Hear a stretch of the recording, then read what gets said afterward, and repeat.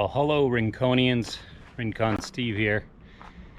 So, I've got some ideas for my trailer, my teardrop trailer frame. I was just thinking about the spare tire. This is kind of what inspired me.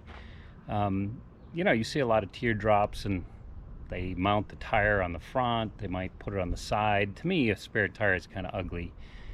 It's a necessity, but to me it's something you don't want to see. Which led me to this idea. You know what this is? So I was just at the junkyard. I pulled this off a GM product, some GM SUV. It really didn't matter to me which one I got, because I know that I can modify this to work on the trailer. So the idea, let me just take you over to the trailer. I'm thinking a good place for this spare tire is right here in the front portion of the frame. So the tire basically mounts right here. So we got the spare right there, and that will fit just right within these two frames. And I'm just now kind of just working out the logistics of this. I'd like to see this. So this is the point that you turn to get that cable to come up and down. It'd be nice if I could get this to just pop out the side here. And so I'm still not really sure what I need to do there with bracing and whether I mount this sideways. I mean, the other idea is to come out over here. I could mount it this way and come straight out, but in some ways I don't want to go through this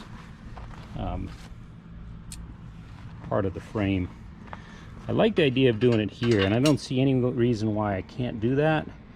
It's just a question of how to mount it there. And then what does the tire need to rest on when it cranks up?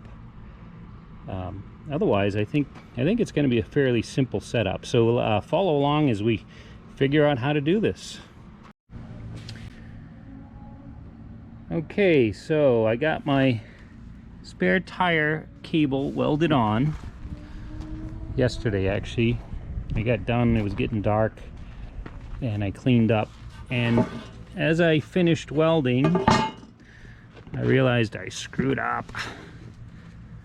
So this is where the shaft is supposed to connect to. That's supposed to be on this side so that it goes through there. So after all that effort of welding, all right, so that's fine. I think I can just take the Sawzall, cut this off, grind it, clean it up, and re-weld it. Not a big deal. All right, stay tuned. All right, so I just got done putting together my mechanism here. I got a black cast iron rod.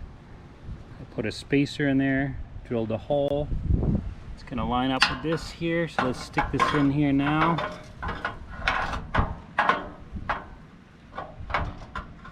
Fits right on there. I'm gonna put this in here.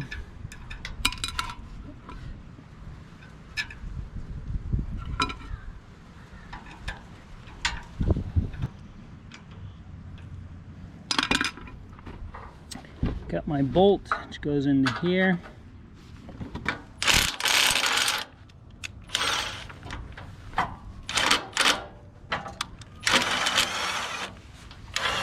So I drilled a hole through the bolt and through the pipe, and I'm going to use a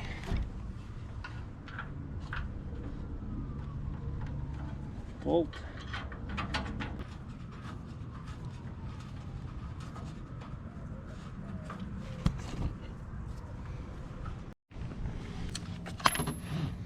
Okay, so here it goes. Connector on here.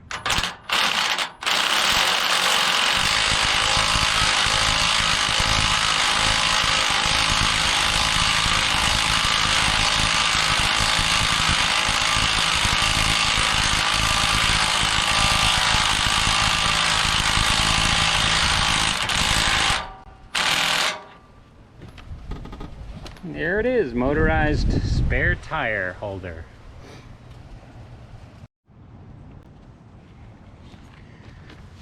Okay, so I just put my mahogany strip on here. This is what the tire actually can rest against. Somehow I think the wood is better than the metal. I needed to do something because my pieces weren't exactly centered on the tire anyway. Somehow this center seems to pull this way for some reason, which is that way, if that makes sense. So anyway, put these mahogany strips on, got them bolted on, and that's it. The only other thing I got to do now is I'm going to clean this up, sand it up a little bit, throw some primer on it. I'll probably paint the wood too. And I think the mahogany will hold up better than anything else. It's a nice strong wood, plus it's a little more weather resistant. I think under the trailer it's not going to get too much weather, but better than pine. All right. Well, there she is. Isn't she pretty? In a relative sense, right?